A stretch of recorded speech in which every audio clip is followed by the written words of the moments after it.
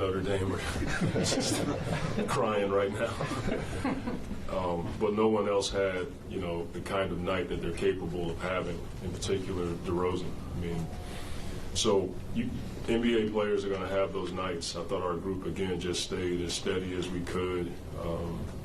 And then in the end, coming off of a back-to-back, I thought we showed great determination and conditioning, mentally and physically, to overcome that. Because when a guy's hitting shots like that, whether it's in pick and roll or off the dribble, it can mess with you a little bit.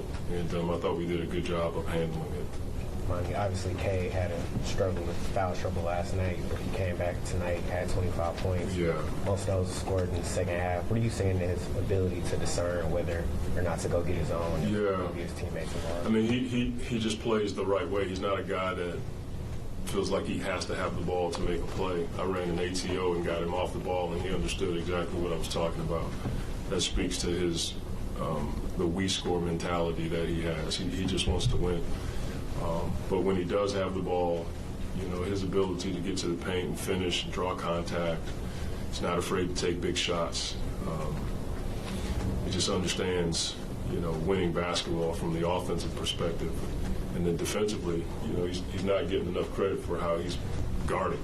Sarr's typically on the toughest guy, but Cade's out there staying in front of the ball and rebounding and all that. And to do it on a back-to-back says a lot about him, especially after last night. I think he only played 24 minutes, so I knew I had some minutes to bag tonight so he could play some more extended time. I thought about getting him out in the fourth, but Coach Silas was like, let him go, just because he had us in a good place offensively.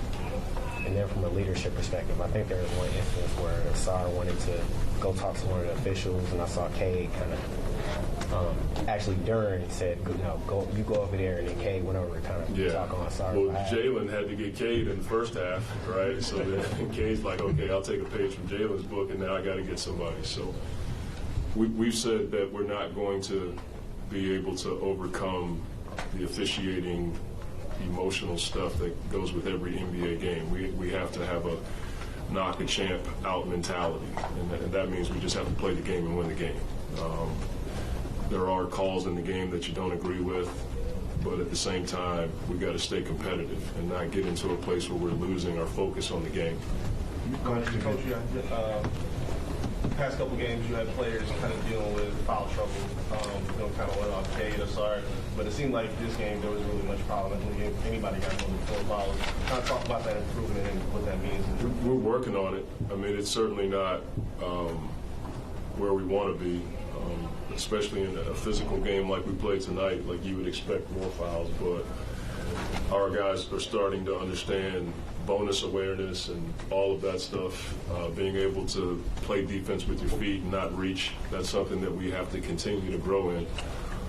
And to be a good team, you have to know how to push the physicality to the legal limit so that you don't get yourself in foul trouble. But again, it's 3 games, so we still have a ways to go. We got to keep learning and growing, and we just said we want to just grow an inch every day. And if we do that, we'll move in a good place. You've coached against Alec. So you coached against Alec Burks for over a decade. Okay. Sorry, you've coached against Alec Burks for over a decade. Yeah. He had injuries early in his career. Is he an example of a guy you grow an appreciation for when you get to coach him? Yeah, I didn't know him at all. He just terrified me when I coached against him because you knew he could get hot. What I like about AB is he's defending.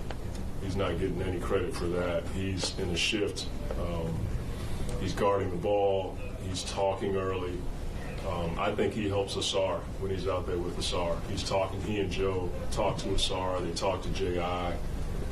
But his ability to knock down shots, that's who he's always been. But having been around him now for a few months, I'm pleased with his level of professionalism, how he handles himself.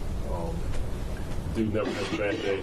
It's amazing. He comes in, he checks on everybody, and then he goes about his business.